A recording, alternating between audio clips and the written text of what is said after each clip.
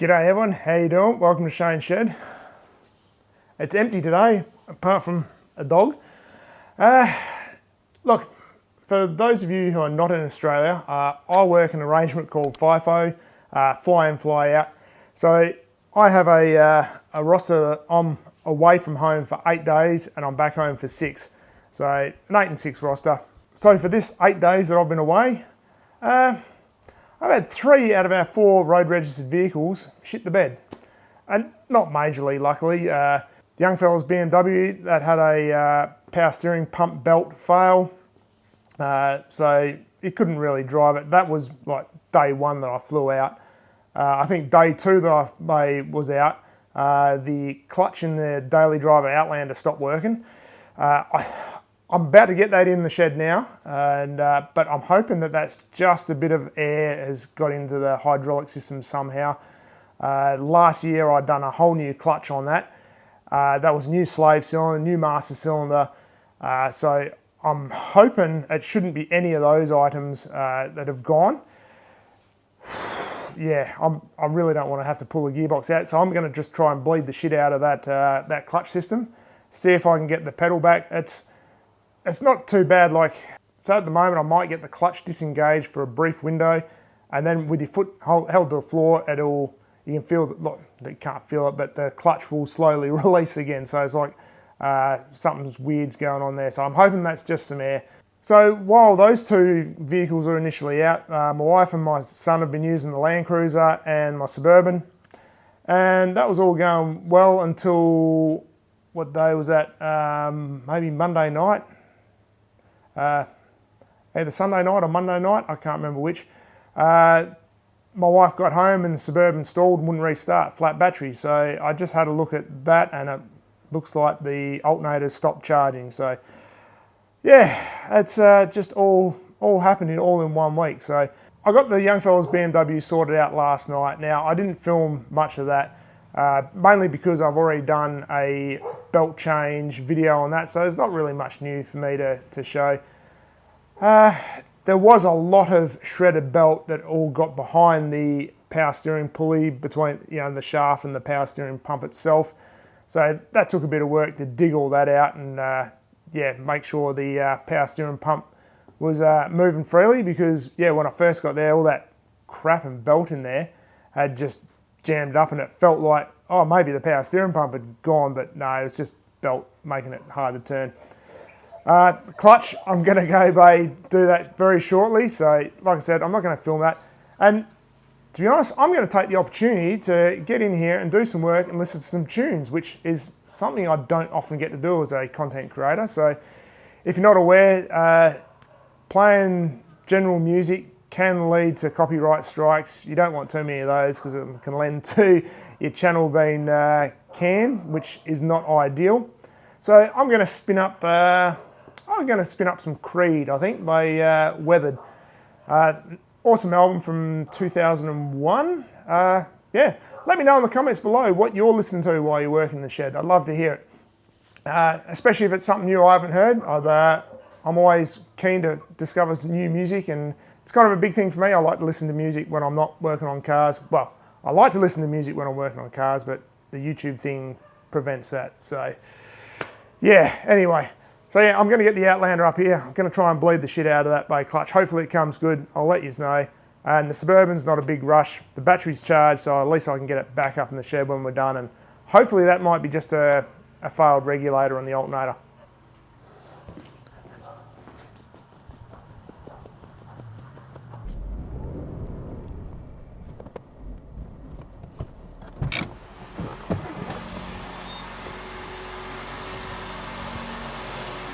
Oh, got it here.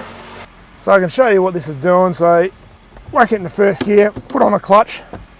Haven't taken my foot off the clutch at all, and we'll see what it does. See, we're starting to engage. And if I put on the brake, clutch is engaged. So, and there we go. It's just fully engaged and killed the engine. So yeah, let's try and sort that out.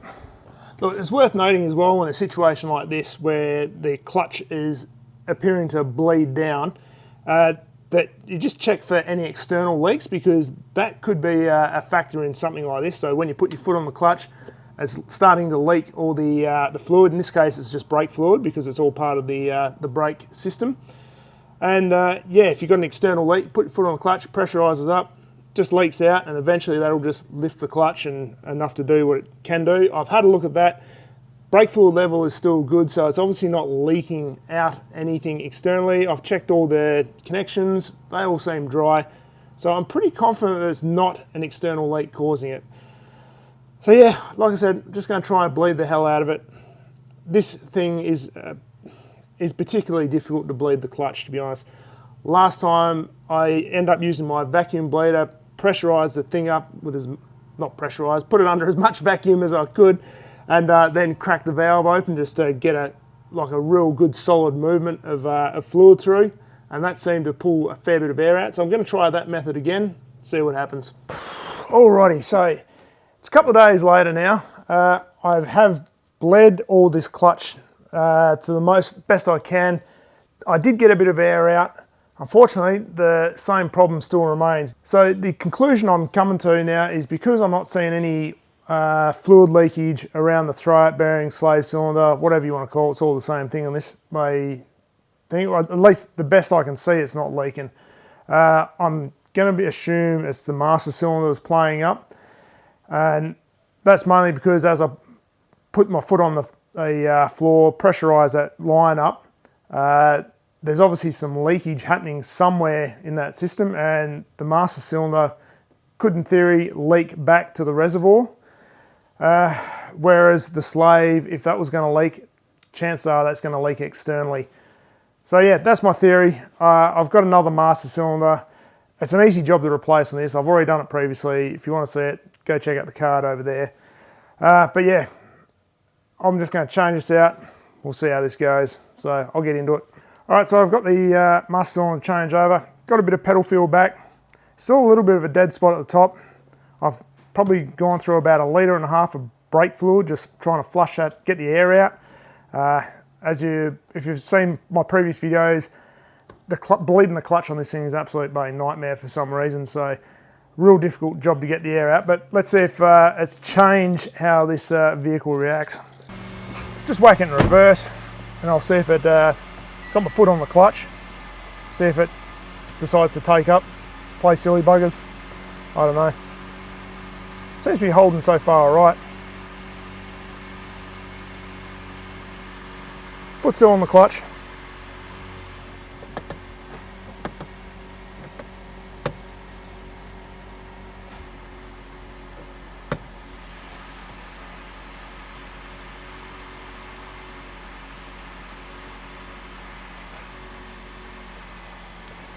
Yeah, look, so far that is holding well.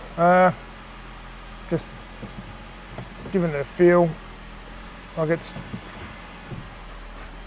still takes up very low in the pedal travel, which I'm not really happy with. And like I said, there is a bit of a dead spot at the top, so I might try jack that front corner up, maybe just to, make a bit of a higher spot, see if I can get a bit more air out. Might give that a try, see what happens. What's the worst it can do? Stuff it completely. Alrighty, so I've got most of the air bled there. There is just this one little dead spot, probably maybe about 20 mil worth of pedal movement that I just cannot seem to get rid of. As a result, the clutch still takes up quite low in the travel, lower than what I'd like, but yeah, for the life of me, I could just keep bleeding this and it doesn't seem to make a difference at all. So it is what it is, so it's gonna have to do for the moment. Alrighty, so we got 2 cars sorted out now. Time to get this one sorted out. Now, I gotta be honest, it's been a couple of weeks later since I've been playing with the last couple, because this one is not really a priority to get moving. So anyway, what I've done is I've pulled out the regulator from the back of the alternator. Now it's just a Bosch alternator. It's really only one plug, 2 screws, and the whole thing's out. The brushes on this are a little short. So from Bosch, they recommend the brushes be about 6 mil from memory as a minimum length. These are sitting right on about 5, 6.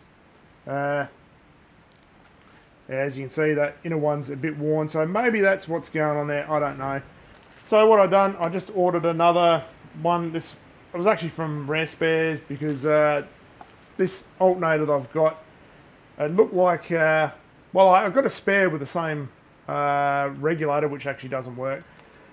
But the alternator that I got come out of a VN Commodore, I think from memory it was. And so I've just got a regulator that suits those. They actually suit my Fords, E8, EB, ED, EF, EL, XG, all those sort of Falcons, and all the with the Holdens, the VL, VN, VPs, VR, VS, VT. Yeah, so there's a big bunch of cars that these regulators suit. Now it is a little, it looks a little different to the one that I've pulled out, but it matches the same.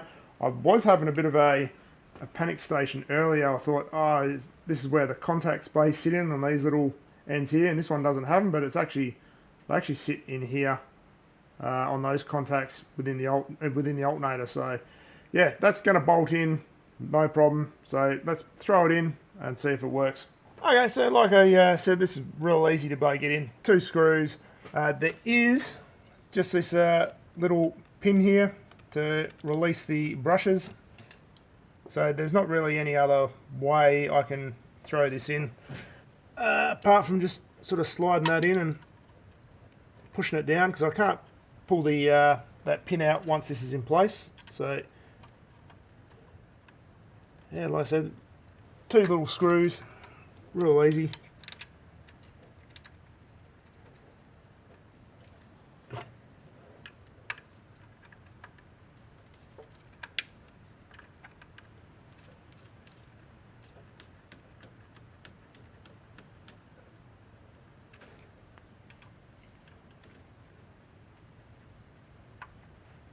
Now, worth noting as well, this is not the original style alternator from these engines, so this has been probably Australianised at some point with, I'm not 100% sure what alternator this is from originally, but it's the VN one that I got.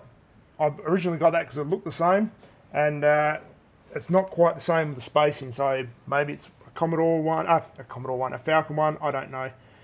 So we'll throw that one plug on if I get it the right way around. There we go. You screw it on. Let's give it a start and see if we get any voltage by increases. Alright, so let's give it a crank over and see what the voltage does. Hopefully it comes up. We'll see.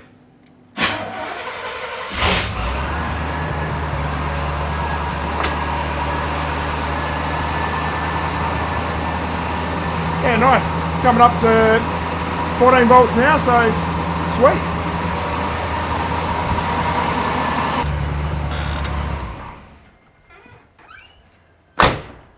Well, that's awesome news. That's a nice, easy fix. That new regulator is only about 80 bucks. I did take the old reg into Repco, and they had a look and went, oh yeah, we don't have any, but we do have a listing of like $200. So yeah, good quality aftermarket ones. We'll see how it goes.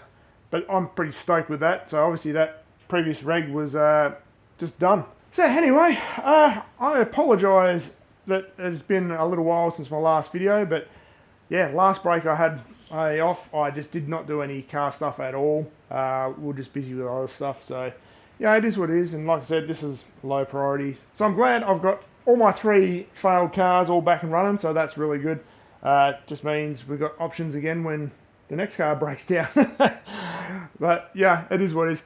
I've got I've got some parts ordered for the Cruiser with that noise in the engine.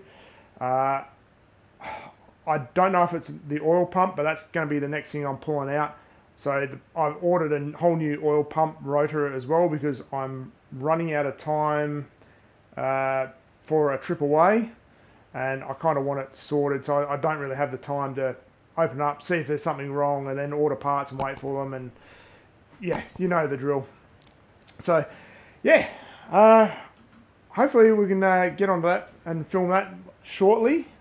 Like I said, I'm just waiting for some parts to come up, or just some other things to get done, and I can get this out of the shed and get the Cruiser in and yeah, we'll see how it goes. But anyway, enough of me dribbling shit. So thanks very much for watching, and we'll see you again later.